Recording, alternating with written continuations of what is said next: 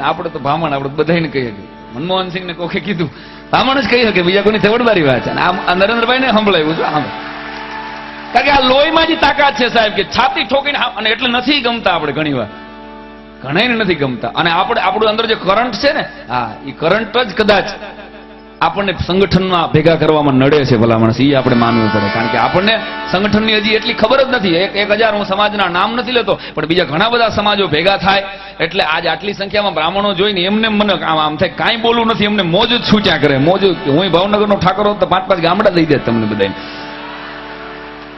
એવી મોજ છૂટે છે. હું કામ? કારણ કે ભેગો નથી થતો. કારણ કે આપણે બહુ બુદ્ધિશાળી સમાજ છે, અને એ બુદ્ધિ આપણને સંગઠનમાં નડે છે. આપણો સમાજ ઉપગ્રહ છોડી શકે પણ પૂર્વગ્રહ નથી છોડી શકતો ભલા માણસ. એના માટેની આપણે મહેનત કરવાની છે કે આપણો પૂર્વગ્રહ હટી જાય, આપણો અંગત સ્વાર્થમાં હટી જાય, મારો સમાજ ભેગો થાય છે, બસ આથી મોટી. અને તું એક ભાવેશભાઈ, હું આવ્યો ત્યારે બહુ સરસ વાત કરીને ફરી દોહરાવું છું હું, કે ભાઈ તું કેવો બ્રાહ્મણ છો. અહીંયા આપણી સોય હજી અટકી ગયેલી છે. એ આજના યજ્ઞોપવિતમાંથી એક પ્રતિજ્ઞા લઈને આ હવનના ધુમાડા હારે ઉઠજો કે તું કેવો બ્રાહ્મણ છે એ કોઈને પૂછવું નહીં. તું બ્રાહ્મણ છો ભલા માણસ, તારા ખંભે જનોય છે, તું મારો ભાઈ છે.